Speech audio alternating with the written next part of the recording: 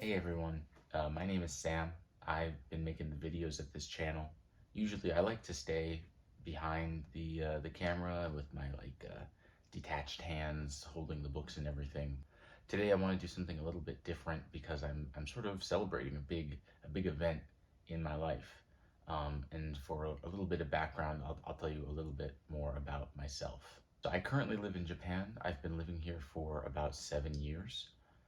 And in those 7 years, of course, I've been buying and collecting books. But before I moved out here, I had been working in a used bookstore.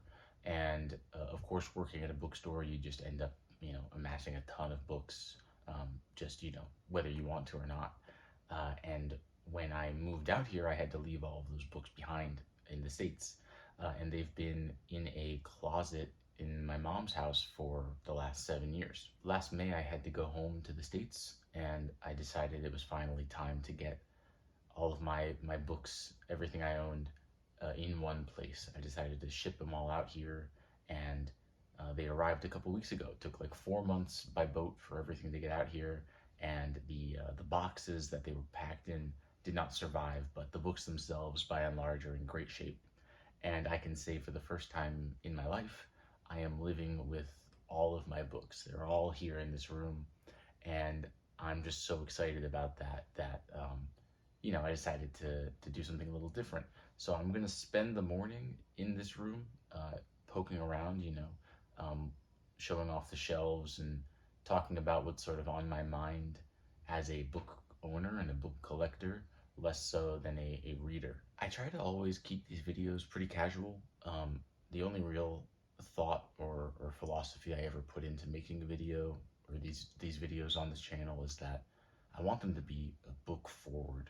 I really want the main point of the videos to be the books themselves. The goal sort of being that if anyone clicks on the video, they can see some books, maybe books they haven't heard of or books they otherwise wouldn't be interested in reading, and maybe they'll choose to read something new, something different. That's all really I ever hope to provide. But as I said, this is like a big celebration for me. So I really want to take the opportunity to introduce myself and really share a little bit more about my life as a reader. So here's just a quick look around the room.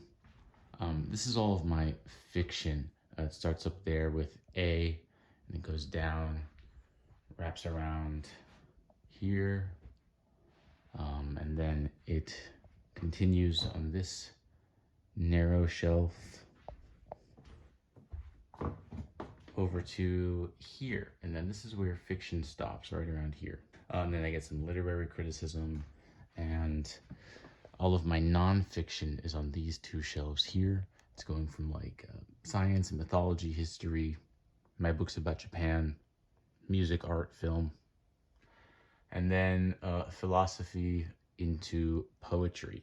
I've also decided that as much as I'm calling these my fiction shelves, they're really just my writers' shelves, quote unquote writers.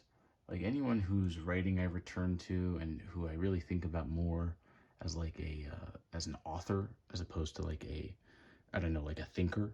I've put all their books together, and so this is why all of my Volman is together, even his like journalism stuff.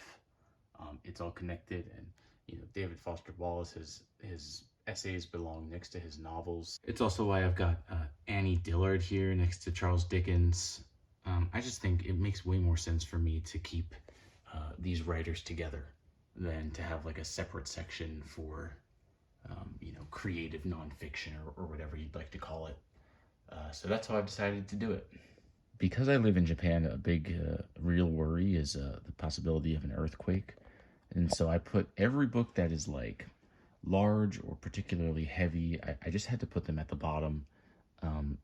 Even though with these IKEA shelves, the topmost like extension one, it is larger. I think it's like 5 centimeters larger than the other shelves, and so there's room up there to fill. But just to be safe, I decided to put everything heavy down at the bottom, and so a lot of these like coffee table books or art books are down there.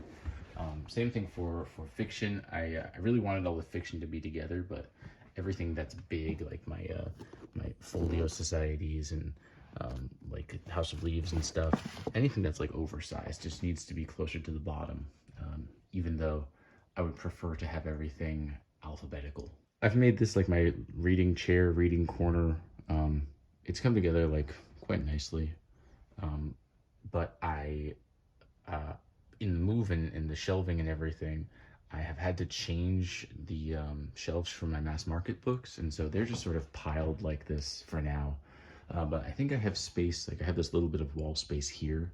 I can probably use another shelf, and I could also probably fit like a shallow shelf of sorts underneath Picasso here.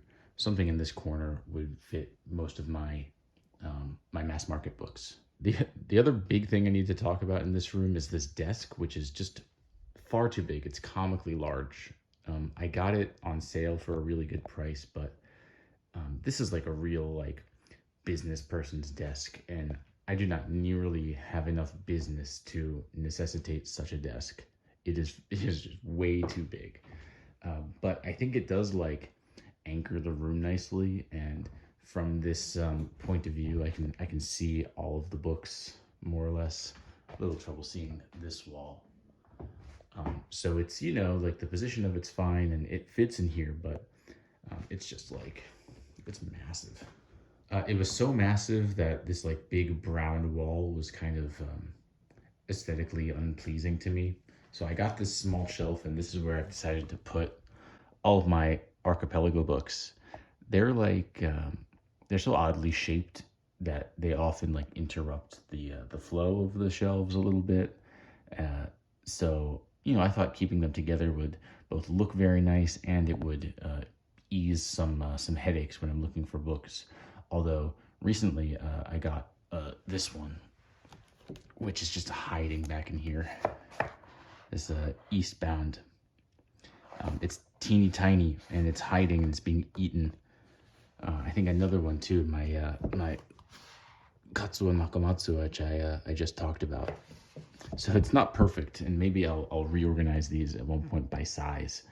But I think it makes the you know, it eases some of the pressure of the desk by putting the books there. So this narrow shelf here, I've been toying with the idea of making this like a showcase shelf.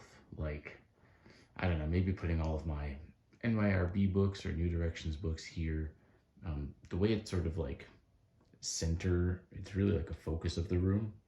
And as it stands, like I have a lot of books. This is like mostly S's. It's all my S's and T's. And for whatever reason, I just find the color palette here a little bit, you know, not so pleasing.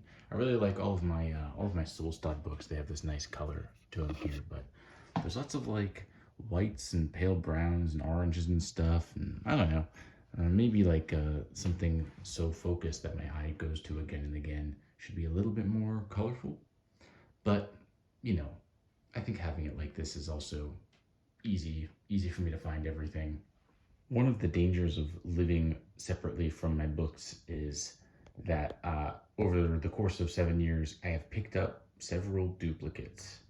Some of these have been done on purpose, some of them because the version I remember having in the States, I liked this one better, or I was desperate to read something before I could get my hands on the one that was back in the States. But some of them I just plain forgot. So I'm going to go through, these are all of the books that in 7 years I have managed to duplicate. First one is on the genealogy of morals and Ecce Homo by Nietzsche. I've never read any Nietzsche. I'm really dying to. I'd really like to read some. Back in the States, I had like the Essential Nietzsche, or the Collected Basic Writings, in which this entire volume is included. But I found this one out here at one of my favorite bookstores for like a couple hundred yen. And I thought maybe I would have you know, it would be a nice thing to start with before I could get that one. I didn't make my way to it yet, so this one is going to have to, you know, move on, even though it's in really nice condition. It's I've double checked. It's got all the same introductory matter. It's got all the same chapter headings and stuff. It's the exact same text in the other one. So that's the first one. The second one is Slow Learner by Thomas Pynchon, which I read recently and I talked about. In the States, I had this one, with the notebook paper cover. You can see this one's in like a little bit worse condition, but it has like nice floppiness to it. This book's a little bit stiff, and from a quick like checking online, I think this edition is like a little bit more valuable. I might be able to sell it to somebody who will appreciate it more than I do.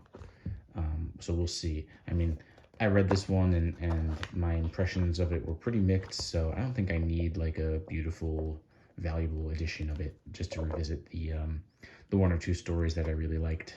I've been really itching to read Alexis Wright, specifically Praiseworthy came out and New Directions republished that, and there's been a lot of positive buzz about it. But I heard a lot of good things about this one too, Carpentaria, and one of the like trips I took to the States in the intervening 7 years, I found I can just come over here. I found a hardcover. I think this is a first edition hardcover, and it feels really nice, and the text is really big. And I don't know, this cover doesn't quite do it for me, and the edges are pretty sharp. So I think this one is going to have to also move on.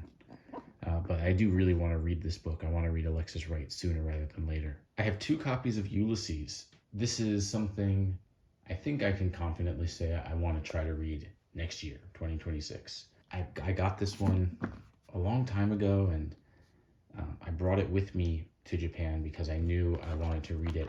I just haven't been brave enough to start. And then on my most recent trip to the States, I got this one, the Gabler edition, which I think is, I've heard it's like the best edition to start with, maybe your first read of Ulysses, which, you know, Ulysses is the kind of book where the edition you read, I guess, matters. Yeah, this is the complete and unabridged text from Vintage, so maybe there isn't a huge difference in these editions. I don't really know. To be honest, like, Ulysses, I'm not like a Joyce person. Like, it's just not my strength yet. So we'll see. I'll have to find out. I now have 2 copies of The World Within the Word by William H. Gass, who I love. I just love Gass so much, and his nonfiction is so funny and so full of like a passion for literature and humanity in like the most profound and open way. It's very, very like intellectual and moving in a way that I think is uniquely Gass. I found a copy out here. I found a copy at one of the used bookstores, and I like this cover more, so I'm keeping this one. The Easy Chain by Evan Dara, which I read last year, and I liked it quite a lot. And I remember this book really fondly. Like in the intervening months, I think it's improved in my estimation. I got this one, and it's one of those print-on-demand books. It's even got the date on it, which I think as time has gone on, these print-on-demand books have become worse and worse in quality. This one is not so bad. It is mostly inoffensive, but I got really lucky. And one time I found like a first edition paperback of it. And you can see it, I still have the sticker on it. I got this one for 500 yen. There were the Easy Chain, and there was a copy of The Lost Scrapbook in the same style. But I gave that one to a friend because I'm, I want him to read Dara. But this is the one I'm going to keep. Like the pages, just so you can tell the quality is so much nicer. But it was so cool. I found this one and The Lost Scrapbook, and it was clearly just like a Japanese guy. He had left all these notes in Japanese in his copy of The Lost Scrapbook. Like, it's one of the most serendipitous moments of used book buying I've ever had in Japan. Seeing something that is so like uncommon in the States, but finding 2 of them in perfect condition at my local book off was great. But yeah, this one, it's gotta go.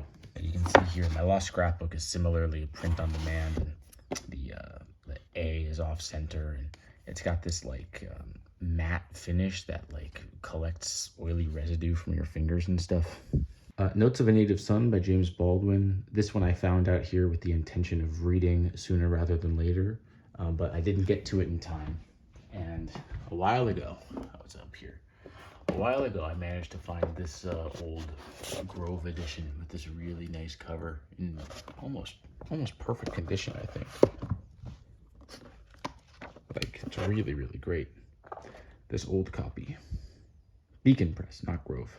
Europe, A History by Norman Davies. I worked my way through last year, and I just beat this book up a little bit. You can see all the edgeware to it.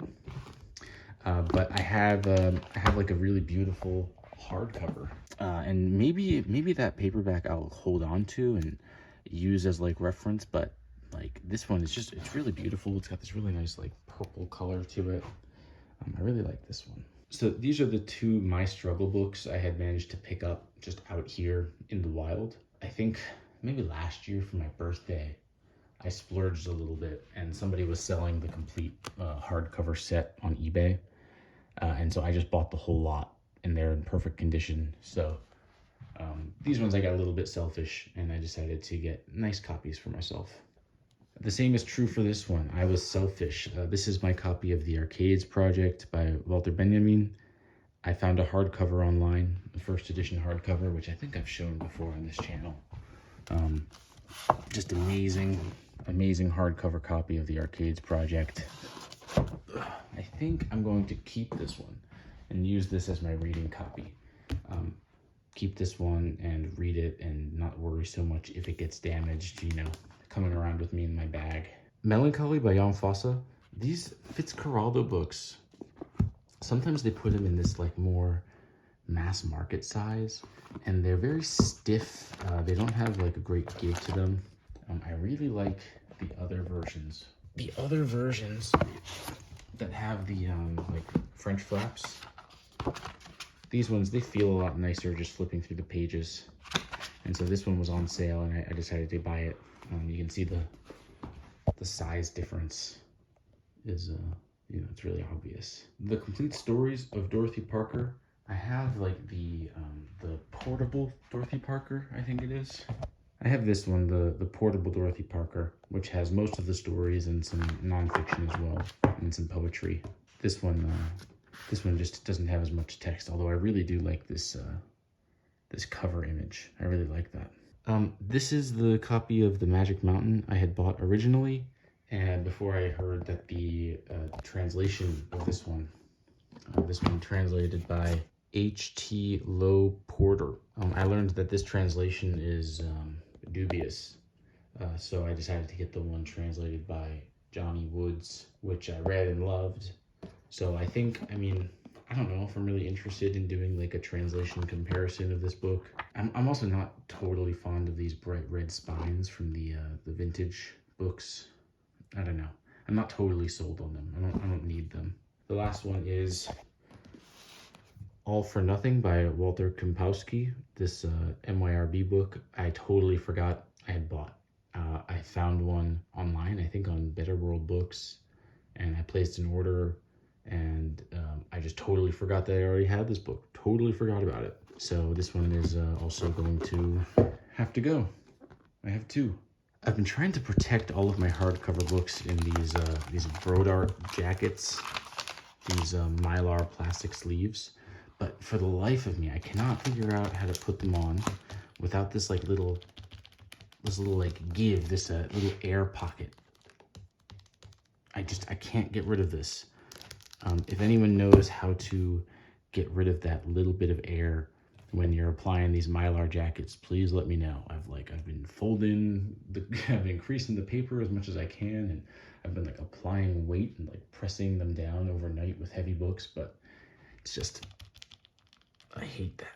Speaking of things I hate, this is a list of cosmetic defects to books that I find irksome in increasing order, starting with general dirtiness and sun fading. This doesn't bother me so much when the pages are discolored, It doesn't really bother me. Sometimes they get that nice chocolatey smell. This sort of like damage to the pages, like the bent corners, that also doesn't particularly bother me. I don't mind when things have like even more obvious tears to them. That one, I find I can bear. If it's a book I really want, then I'll go for it, even if it's in that sort of a condition. Things that have like interior defects, where like there's like a crease in the book, or like something has been done inside the pages that like sort of interrupts the experience. This is a little more challenging for me to deal with, because like I'm looking at the inside of the book and I can see this defect coming up, and it's just all I can think about. This doesn't happen as much. This is like a printing error, so it's a little more rare, but when I do see that, it does bother me a bit more than just the damage to the cover. Library books, books with ex-library marks. This I also generally find inoffensive, especially these like, when they're blacked out, or they've got these like stickers on them. If it's got like the whole shebang with like the library card insert and like all this like extra plastic on it, and the book's not even in great condition, those ones I find a little bit more difficult to purchase. But this really doesn't bother me that much at all. And if anything, I know that it's probably been taken care of at the library. Next up is foxing. I really hate foxing. I feel like my fingers start to itch when I touch these pages, and it's got to be a book that like I really want to read, or it's got to be like foxing I didn't notice. Maybe I bought it online or something. Otherwise, I try not to buy any books with foxing. This is maybe one of the most offensive ones I have, but I do really want to read this book one day. Similarly, like this book has some foxing that has seemed to turn into a bit of like mold damage. It's got a bit of more of like a musky smell to it, and like you can see some of like the pages are warping a little bit. This one really bugs me. If there's a book I want to buy and I notice foxing on it, I get really bummed out, and I decide I'm not going to buy that book. Like I want to say 7 or 8 times out of 10. After that, the thing that really bugs me is extensive notes from a previous owner. I take notes in my books sometimes, but like I try to keep it to the margins. But when I see stuff like this, where it's just like everything is underlined on every page, and clearly like someone had used this for a project, and it just becomes too much for me to really look past. This is maybe the worst one I have. It's not as bad as I remember now flipping through it, because if I see that, I don't buy those books. It becomes impossible for me to read the text. I get so focused on the other person's notes. And so that's why when I take notes in books, like, oh, hold on. I was taking all kinds of notes when I was reading my Mises, but I tried to keep everything to the margins, um, like just little stars, and like I do like the little picture frames, like little picture frame quotes around the bits of text I find interesting. I rarely underlined passages, like maybe one line here or there, but I try to be courteous to any potential future readers. And probably the biggest thing for me, the thing that stops me from buying books more than anything, uh, before it becomes like, impossible, like the book is so water damaged or moldy or burnt that like ownership is out of the question. I hate cracked spines. I really hate them. I think this is the only one I could find on my shelves. I don't like the cracked spines. I do really want to read these books. This is Jocelyn Brooke. So I got this one online, and it came with a cracked spine, and I'm just gonna deal with it until I find a better copy. But this, more than anything else, really does it to me. I really can't stand it. If you're still watching at this point, thank you so much. I think that's all I really wanted to say. I'm sort of losing steam at this point, but in the future, I might make more videos in this style. Um, I want to talk about maybe some of my favorite smaller publishers, or maybe get into more details about what it's like book shopping in Japan, where the English books available, it's really limited. I've had a few comments from people asking me about where I buy my books in Japan, so maybe a future video devoted to that would be in order. If that sounds interesting, let me know. now that I have all of my books with me, I want to do maybe a few more like curated lists. I've never done like a top 10 books or a top 10 writers video. This might be a nice chance to do something like that. I think that's it. That's all I've got. Thank you so much for watching. Thank you for watching my videos, and I'll talk to you again soon.